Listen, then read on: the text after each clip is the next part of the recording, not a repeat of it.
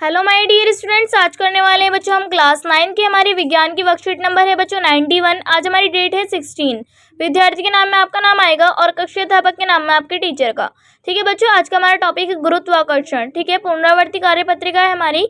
ठीक है, तो यह देखकर कि एक पका हुआ सेब हमेशा नीचे ही गिरता है, न्यूटन ने अनुमान लगाया कि पृथ्वी हर वक्त को अपनी तरफ एक बल से आकर्षित करती है। चंद्रमा जो पृथ्वी के चारों तरफ लगातार घूमता रहता है, पृथ्वी द्वारा इसी प्रकार के अभिकेंद्रीय केंद्र की ओर खींचने वाला बल का अनुभव करता है, पर दोनों आपस में कभी नहीं टकराते।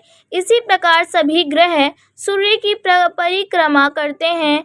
इन सब तथ्यों के आधार पर न्यूटन ने अनेक निष्कर्ष निकाला कि विश्व में हर एक वस्तु पिंड एक दूसरे को ही एक ही बल से आकर्षित करती हैं, जैसे गुरुत्वाकर्षण बल कहते हैं। ठीक है बच्चों, अब यहाँ पर हमें गुरुत्वाकर्षण का सार्वत्रिक नियम के बारे में समझाया गया है कि इस संसार में प्रत्येक वस्तु, यानी कि पिंड भी समझ सकते हैं, प्रत्येक अन्य वस्तु को एक ऐसे बल से आकर्षित करती है जो दोनों वस्तुओं के द्रव्यमानों के गुणनफल के समानुपाती और उन वस्तुओं के केंद्रों के मध्य दूरी के वर्ग के व्युत्क्रमानुपाती होता है। इसे हम गुरुत्वाकर्षण का सार्वत्रिक नियम कहते हैं। ठीक है, अब यह बल दोनों वस्तुओं को मिलाने वाली रेखा की दिशा में लगता है। ठीक है बच्चों, अब यहाँ पर आप देख सकते हैं जैसे आपको चित्र में नजर आ रहा होगा। ठीक है, अब पॉइंट है कि यदि दो वस्तुओं ए और बी द्रव्यमान क्रमशः कैपिटल एम और स्मॉल एम और उनके केंद्रों के मध्य दूरी डी हो तो उनके बीच लगने वाला गुरुत्वाकर्षण बल एफ है। ठीक है, अब यहाँ पर हमें दे रखा है कि गुरुत्वाकर्षण का सार्वत्रिक नियम के अनुसार गुरुत्वाकर्षण बल एफ होगा द्रव्यमानों के गुणनफल के समानुपाती, अर्थात एफ एम एक्स एम हो जाएगा बच्चों हमारा एक समीकरण, और केंद्रों के मध्य दूरी के वर्ग के व्युत्क्रमानुपाती अर्थात एफ 1/d2 हो जाएगा बच्चों हमारा क्या समीकरण 2, यानी कि समीकरण 1 और 2 से एफ अल्फा एम अपॉन में d2 या एफ बराबर जी एम अपॉन d2 या जी अनुपाती स्थिरांक है, जिसे सार्वत्रिक गुरुत्वीय स्थिरांक कहते हैं, जिसका वर्तमान मान्य मान 6.673 गुणा 10⁻⁻11 एम स्क्वायर और kg स्क्वायर है। ठीक है बच्चों, अब यहाँ पर हमें दे रखा गुरुत्वाकर्षण के सार्वत्रिक नियम का महत्व। ठीक है, तो गुरुत्वाकर्षण का सार्वत्रिक नियम अनेक परिघटनाओं की व्याख्या करता है, जिनमें मुख्य है कि हमें पृथ्वी से बांधे रखना और पृथ्वी के चारों ओर चंद्रमा की गति और सूर्य के चारों ओर ग्रहों की गति और चंद्रमा तथा सूर्य के कारण ज्वार भाटा समुद्र में जल के स्तर को बढ़ाना और कम होना। ठीक है, यानी कि नदी में जल का बहाना और वर्षा के लिए। ठीक है बच्चों, अब ये हो जाएगा हमारा कंप्लीट। बच्चों अब हम यहाँ पर हमें कुछ क्वेश्चन आंसर दे रखे हैं।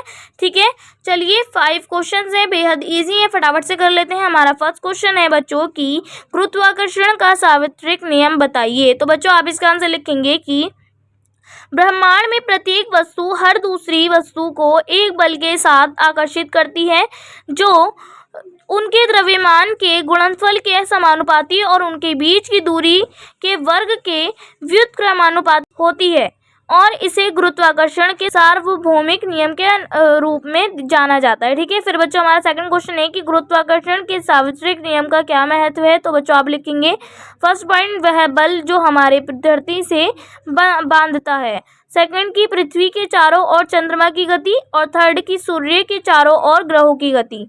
ठीक है, और फोर्थ चंद्रमा के कारण समुद्र में ज्वार भाटा, जल स्तर में वृद्धि या कमी और सूरज, और फिर लिखेंगे नदी में पानी का बहाव, और 6 लिखेंगे वर्षा के लिए। ठीक है बच्चों, फिर हमारा क्वेश्चन है कि यदि गुरुत्वाकर्षण बल नहीं होता तो क्या होता, अपने विचार लिखिए। तो बच्चों आप इसका आंसर लिखेंगे गुरुत्वाकर्षण के बिना मनुष्य अन्य वस्तुएं भारहीन हो जाएंगी। यदि हमारे पास कोई गुरुत्वाकर्षण बल नहीं है तो वातावरण अंतरिक्ष में गायब हो जाएगा, चंद्रमा पृथ्वी में टकराएगा, पृथ्वी घूमना बंद कर देगी, हम सभी भारहीन महसूस करेंगे, पृथ्वी सूर्य से टकराएगी और परिणाम स्वरूप ठीक है। फिर बच्चों हमारा फोर्थ क्वेश्चन है कि गुरुत्वाकर्षण के सार्वभौमिक नियम के समीकरण में जी क्या दर्शाता है और इसका मूल्य क्या है। तो आप इसका आंसर लिखेंगे कि जी तीव्रता स्थिरांक है और इसे सार्वत्रिक गुरुत्व स्थिरांक कहते हैं। इसका स्वीकृत मान 6.3 गुणा 10 की घात -11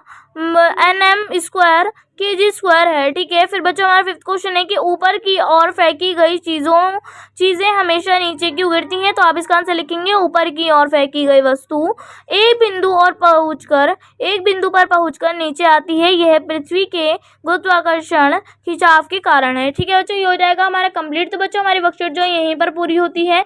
आई होप आप लोगों को वर्कशीट अच्छे से समझ में आ गई होगी। तो बच्चों अगर आपने अभी तक मेरे चैनल को सब्सक्राइब नहीं किया है तो प्लीज़ मेरे चैनल को सब्सक्राइब कर लीजिए और बेल आइकन को ऑल पे सेट कर दीजिए ताकि मेरी आने वाली हर वीडियो का नोटिफिकेशन आपको सबसे पहले मिले। ठीक है बच्चों, तो मिलते हैं नेक्स्ट वीडियो में। तब तक के लिए टेक केयर, गुड बाय।